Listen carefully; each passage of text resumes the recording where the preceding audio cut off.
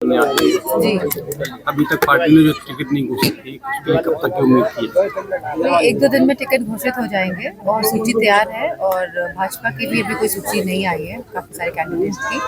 मैं समझती हूँ एक दो दिन में समाजवादी पार्टी की सूची आ जाएगी। ममता बनर्जी की हालत बिगड़ी हुई है, कई तरीके के लोग उन पर टिप्पणी कर रहे हैं, क्या कहेंगे इसको? कई तरीके की बयानबाजी हो रही है, लोगों की अलग अलग प्रतिक्रियाएं आ रही हैं। नहीं, वो जल्दी से जल्दी स्वस्थ हो जाए, उनके सर पे चोट आई है एंड वो घर अपने जा चुकी है, स्टिचेस लगे हैं शायद माथे पे एंड अपने घर जा चुकी हैं। आप देखेंगे कि वो 2-4 दिन में एग्जाम आपको कमेंट आ रहे हैं, नजर आएंगी। कमेंट आ रहा है ये चुनावी स्टंट है। जो खुद स्टंट मारते हैं वो हमेशा दूसरों को इसी निगाह से देखते हैं। मैम सीए को लेकर क्या कहती हैं आप? समझिए चुनाव का माहौल है और जनता के पास हम लोगों को समझाने के और बताने के बहुत सारे मुद्दे हैं, चाहे वो महंगाई का मुद्दा हो, चाहे वो किसानों का मुद्दा हो, एमएसपी का मुद्दा हो, चाहे वो युवाओं की रोजगार का मुद्दा हो, चाहे वो महिलाओं की सुरक्षा का मुद्दा हो।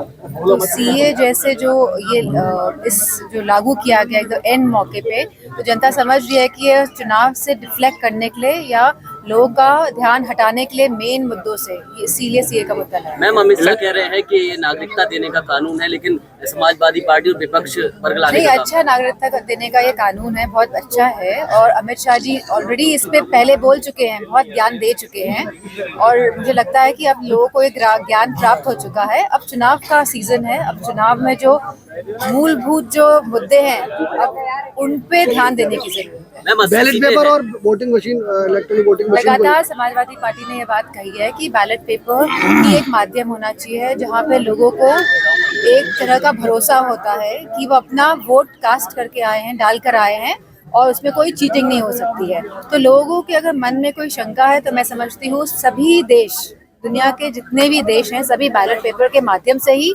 चुनाव करते हैं, चाहे वो अंडर डेवलप्ड कंट्रीज हो, चाहे वो पाकिस्तान हो, चाहे वो बांग्लादेश हो, चाहे वो चाइना, सब बैलेट पेपर के माध्यम से ही चुनाव हो रहे हैं। तो खाली भारत ही एक ऐसा देश क्यों बचे जहाँ पे अभी भी ईवीएम का प्रयोग हो रहा है। जब लोगों के मन में मंशाएं हैं तो मैं समझती हूँ सरकार को और सभी मशीनरीज को इस मंशाओं को दूर करके बैलेट पेपर से चुनाव। आरबीआई ने इलेक्ट्रल बॉन्ड को में से 6 से 7 सीटें इंडिया गठबंधन को दिखाई जा रही है, आपको क्या लग रहा है कितनी जो सीटें मिल रही सर्वेज जो ज्यादातर होते हैं बीजेपी स्पॉन्सर्ड सर्वेज ही होते हैं, जिस तरह हमको देखने को मिला है बॉन्ड्स, जो बॉन्ड वाला जो मसला आया है और जो चंदा इतना मिला है बड़ी बड़ी पार्टियों को, तो मैं समझती हूँ इस तरह के सर्विस का कोई अभी कोई औचित्य नहीं है। आरबीआई ने इलेक्ट्रल बॉन्ड को लेकर मुख्यमंत्री ने ट्वीट किया है, बदायूं सीट पे चाचा शिवपाल चुनाव लड़ रहे हैं, चाचा जी, उसको लेकर मुख्यमंत्री ने ट्वीट किया है कि वहाँ चाचा भतीजे की लड़ाई छिड़ी हुई है। मैं समझती हूँ कि आदरणीय शिवपाल जी का जो कैंडिडेचर है बहुत दिनों पहले ही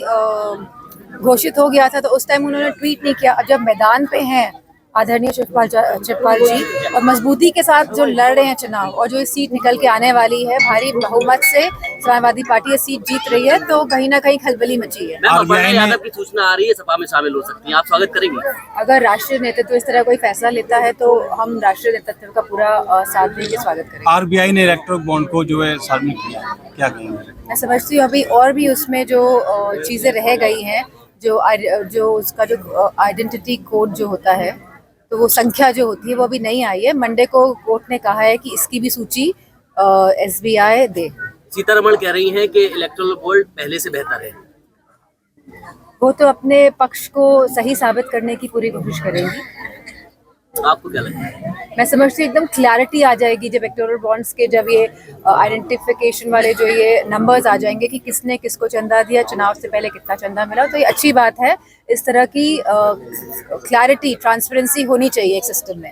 मामले में लोकसभा चुनाव में अगर भाजपा केशव प्रसाद मौर्य को चुनाव में उतारती है तो समाजवादी पार्टी किस तरह की फाइट दे पाएगी, क्या लगता है? मैं समझती हूँ समाजवादी पार्टी मैनपुरी में बहुत स्ट्रांग रही है और हमेशा रहेगी, क्योंकि समाजवादी का जो बेसिक जो हमेशा से समर्पित रही है मैनपुरी सीट के प्रति और हमेशा से विकास के काम को ही हमेशा आगे लेके गई है और जो सही है समाजवादी पार्टी हमेशा उन्हीं के साथ खड़ी दिखाई दी है। तो मैं समझती हूँ कि समाजवादी पार्टी मैनपुरी में बहुत मजबूती के साथ चुनाव लड़ने जा रही है।